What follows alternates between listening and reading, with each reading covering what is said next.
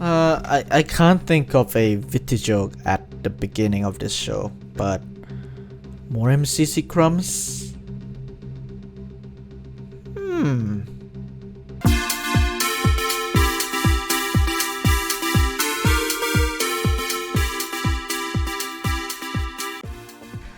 Greetings, this is Duechayapol and welcome back to Behind the Dome, a weekly show where we of course cover news and everything in the MCC community.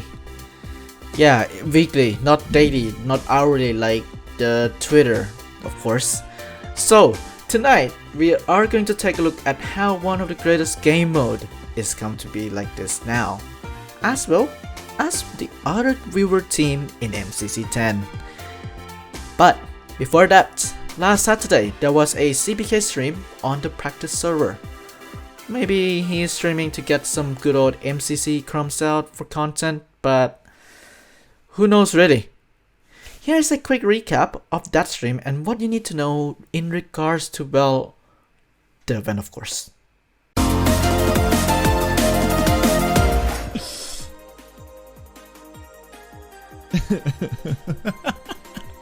Hello everyone. Oh, it's so nice.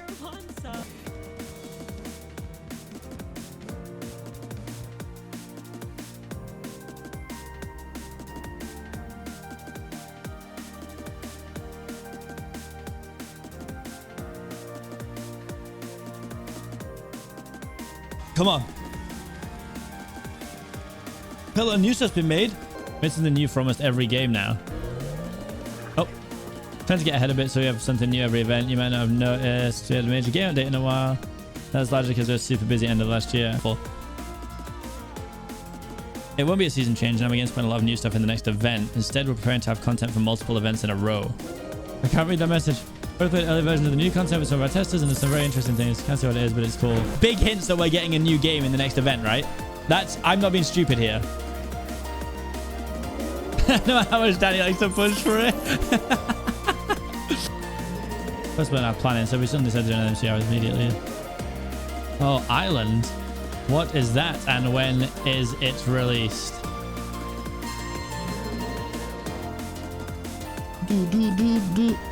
Oh, 10 games, MCC. Like, I think since we changed it to 9, it's been pretty obvious what game's gonna get skipped. Hey guys, join the All Things MCC Discord to discuss this with like-minded people.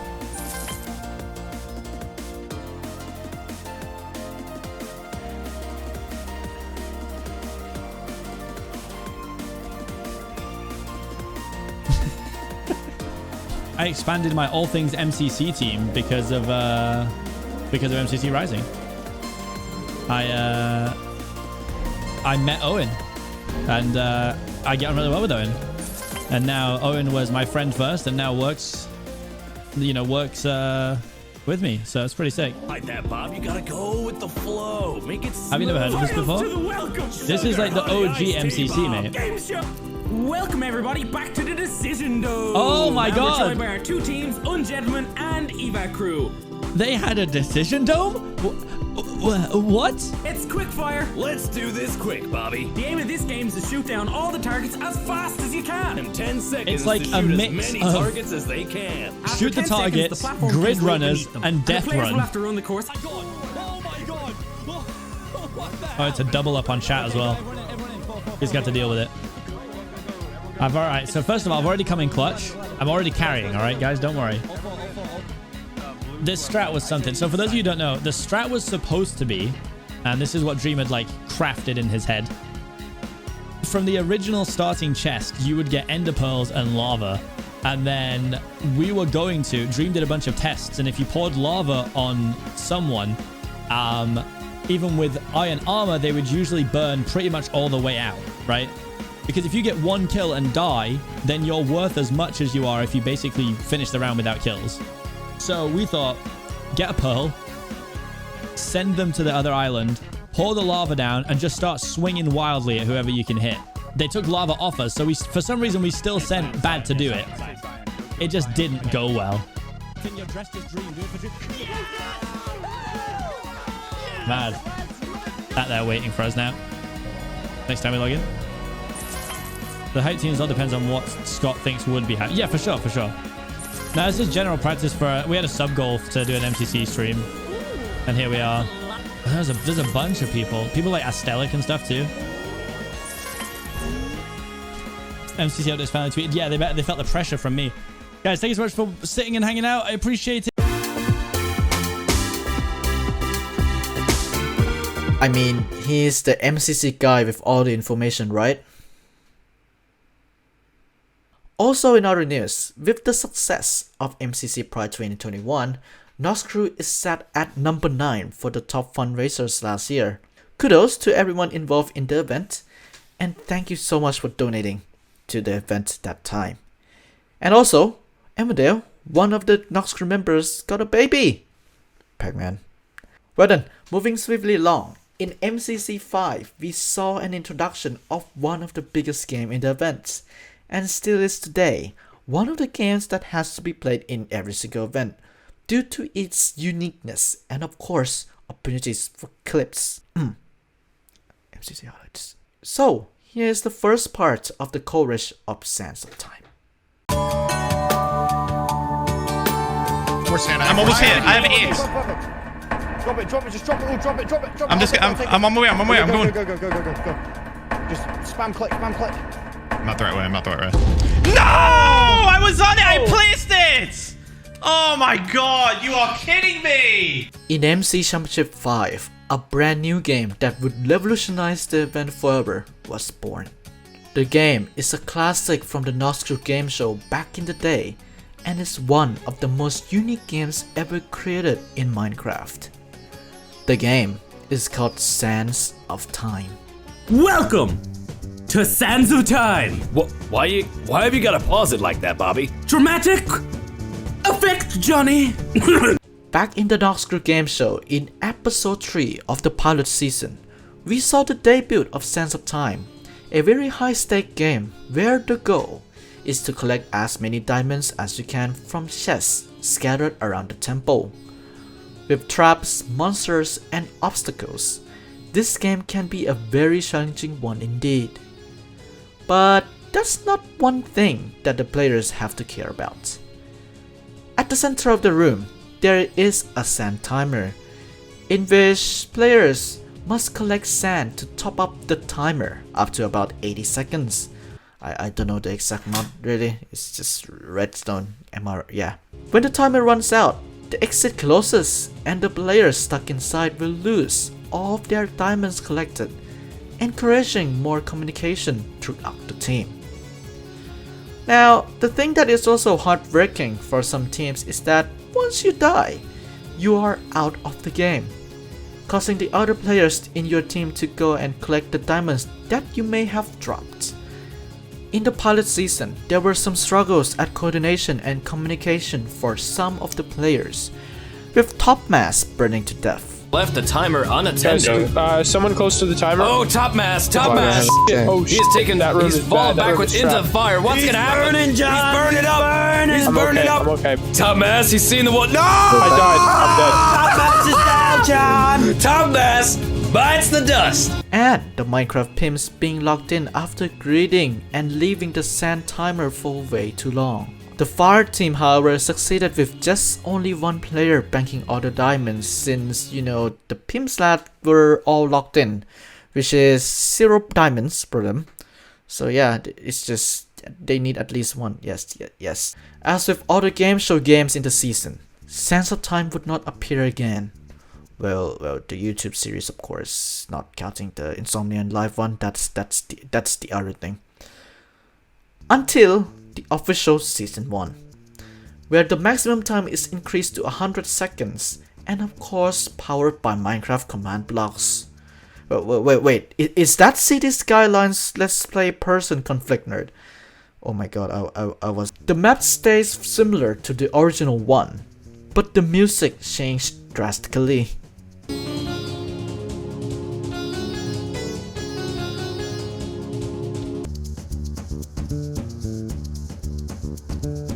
Oh yeah, I forgot to just tell you one thing. There's also another game that has the same exact concept as with SANDSOFTIME as well. Well, if you have heard of H-Bomb calling for a SANDSOFTIME game called Gravels of Space, well, there's indeed one, but with collecting water instead, called MELTDOWN in the pilot season, with the exact same goal: collect as many diamonds as you can before the gravel timer runs out. Oh shit! Oh, Dennis is down. I think. Okay, Olsen. And just get out. Slimer Cow 40 is seconds, down. no. Oh, Skellybones, Resident Skellybones claims You his. need to do the water Is that then. You his need to third do the victim? water. I'm dead. Back to SANDSOFTIME, one of the key things that is tested throughout the game is all about communication with the team, as well as analyzing lists on the spot and handle them as time goes by. Which is of course a perfect recipe for an MCC game, which was needing some team-based games at the time for some spice into the event, rather than just a dragged on Skywars game called Skyblock, of course. Dude, there's only one round, it is slow, and you have one life as well. Yeah. So, in MCC, we have SANDSOFTIME, a very high-stake game similar to its predecessor in the Noxcrew game show, with some differences. Firstly, the sand timer is bumped up to 120 seconds or 2 minutes, which is a very reasonable as the map is very much bigger than the game show version. Competitors would also collect coins instead of diamonds in the game, saving the hassle of missing the chest but later crumbs up coins on the floor.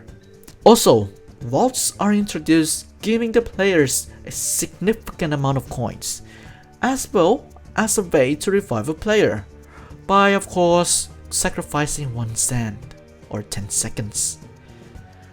With all those changes, however, there's also one thing that is very detrimental for the repeatability of the game, which was a problem for the Noxcrew game show, of course. This thing is called procedural generation of the map, which means that every MCC there's always a new map for the competitors to dive in, instead of using the same one all the time. The game was also reskinned as well in Season 2, giving competitors more ways to earn coins, from walls to time altars, sand sacrifices. The music is also implemented for the game as well, sharing similar sounds to the pilot season's version and Python script in Season 1 of Noxcrew game show.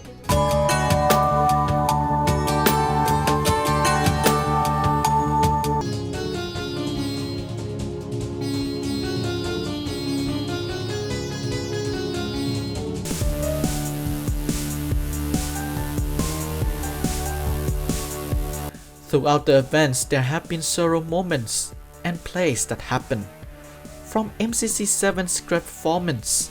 Yep, I'm out. Okay. Well, that was it. First by a lot. There we go.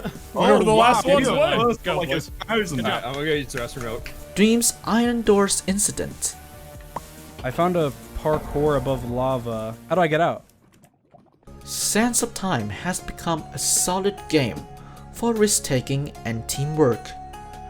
Some may say that it is intense, but hey, it is what it is for a risky game.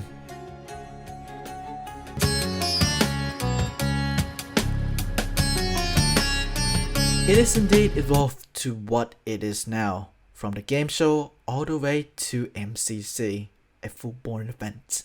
Next week, we will be taking a more closer look into the meta and strategies developed throughout the game. And of course, they are very interesting indeed, since with the strategies changing every single event, there's of course a lot of meta that was changed throughout. We're gonna take a look at that next week, of course. Yes. Alrighty, now then, a couple of weeks ago, 2 weeks to be exact, we took a look at one of the MCC teams, Purple Pandas, MCC 10 to be exact, of course, who still are here in the community up to this date. This time, however, it is different. Here is MCC 10's Pink Parrots.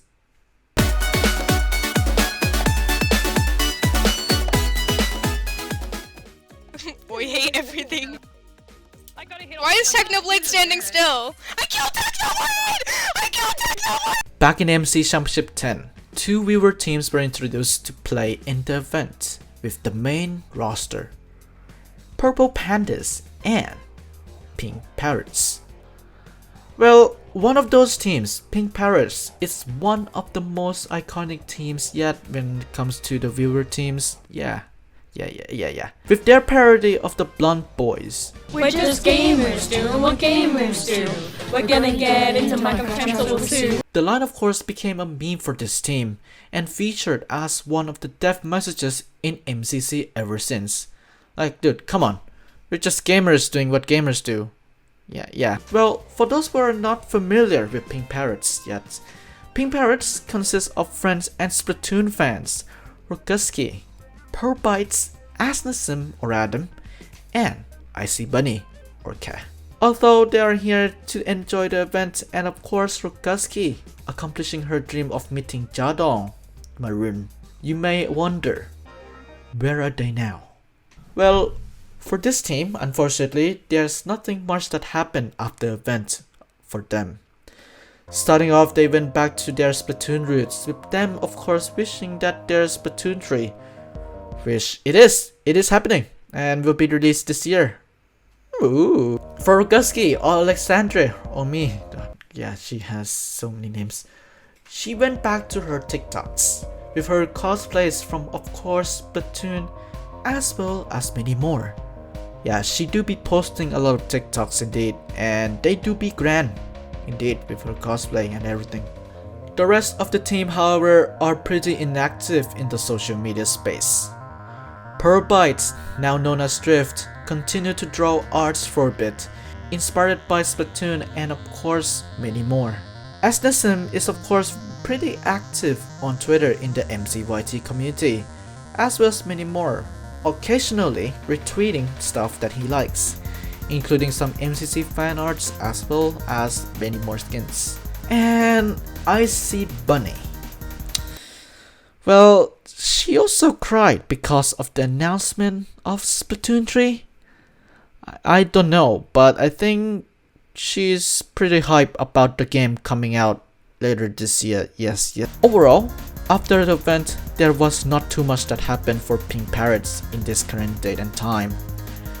Although Roguski still make TikTok videos on her account, but most of the team members are pretty inactive, possibly due to other real-life commitments and such. Hopefully, there are more content from them, but if not, we wish them the best of luck by any means, for work, for school, and everything. This is MCC 10's Pink Parrots.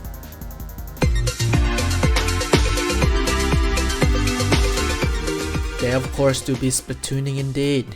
Make sure to go and support them, especially Roguski on her TikTok journey, by any means of course. Links are down in the description. Alright folks, that is all we have time for Behind the Dome. Thank you very much and so much for watching this show. And of course, keep on watching Duechayapol. I'll see you guys next Friday.